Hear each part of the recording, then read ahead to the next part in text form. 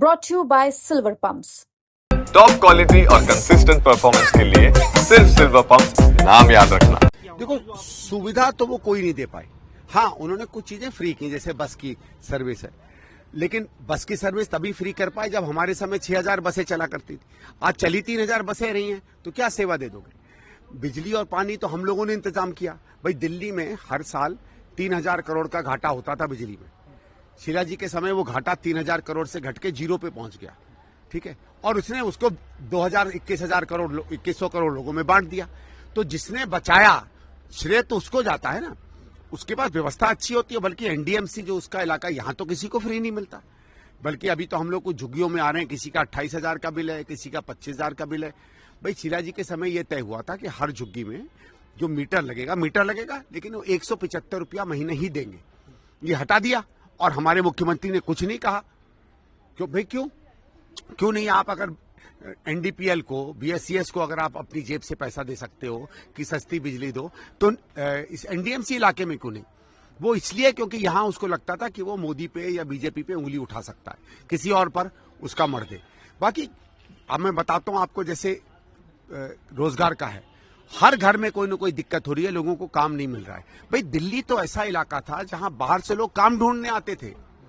उत्तर प्रदेश से, मध्य प्रदेश से, बिहार से, उड़ीसा से, बंगाल से। मैं खुद उत्तर प्रदेश से हूं। भाई, हम सब लोग आते थे कि दिल्ली में काम मिलेगा। एक आता था, 2 आते थे, 10 आते थे, पूरा परिवार यहां आके बस जाता था। आज वही दिल्ली रो रही है नौकरी के लिए। तो जिस दिल्ली को कम से कम यार तुम कुछ और नहीं कर सकते थे, उसकी नौकरी तो नहीं छीनते। इन्होंने कहा कि आपको याद होगा कि साहब, हम जितने गेस्ट टीचर हैं 10-12 हजार, हम सबको परमानेंट कर देंगे। तो हमने देखा, परमानेंट तो छोड़ो, जितने थे गेस्ट टीचर वो बढ़ गए। हमारे डीटीसी में 8,500 ड्राइवर होते थे और 4,500 कंडक्टर होते थे।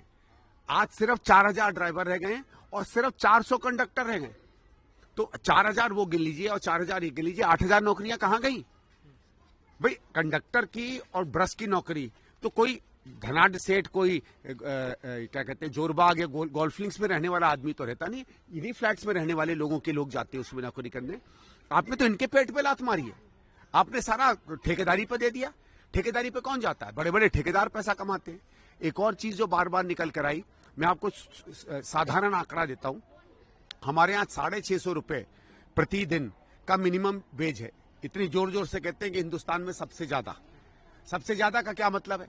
यहां इसका मतलब है, अगर कोई 20-25 दिन काम करेगा तो उसे 15, 16, 18,000 रुपया महीने मिलना चाहिए।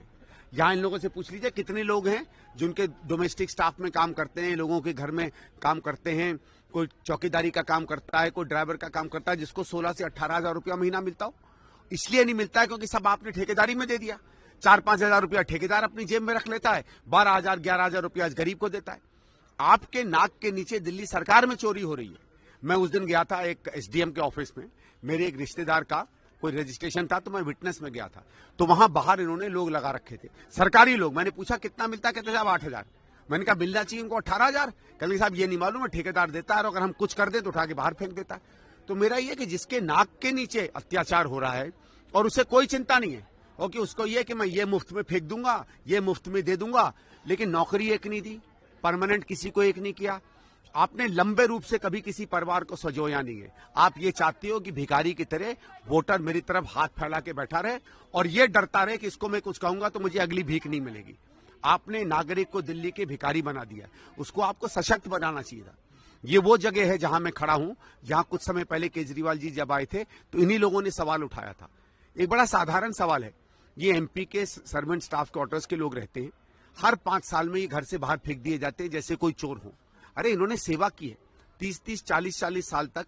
वो लोग जो हिंदुस्तान से चुन के आते हैं, इस देश के लोकतंत्र के मंदिर में मेहनत करते हैं, उनके घर नहीं चलेंगे अगर ये लोग मेहनत नहीं करें।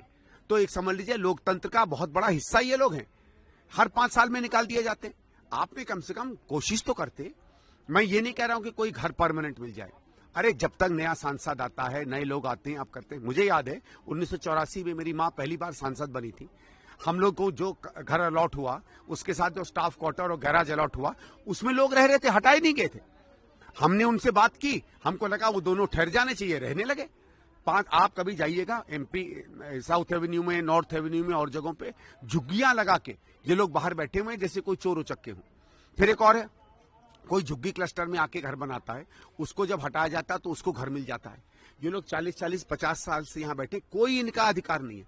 मैं ये इसलिए बातें गिनवा रहा हूं कि देखिए, ठीक है, आप फ्री बांट कर 2-3 बार चुनाव जीत लिए, लेकिन जो सही में इंसान की जरूरतें हैं वो आप क्यों नहीं पूरी कर रहे हैं? वो इसलिए नहीं पूरी कर रहे हैं क्योंकि उसमें मेहनत लगती है। अरे सरकारी खजाने से पैसा लुटा देना लोगों पे कोई मेहनत नहीं है। मैं टैक्स देता हूं, आप टैक्स देते हैं, ये भाई साहब टैक्स देते हैं। हमारे टैक्स से आप बस खरीद लो, आप नौकरी दे दो या किसी को भीख दे दो।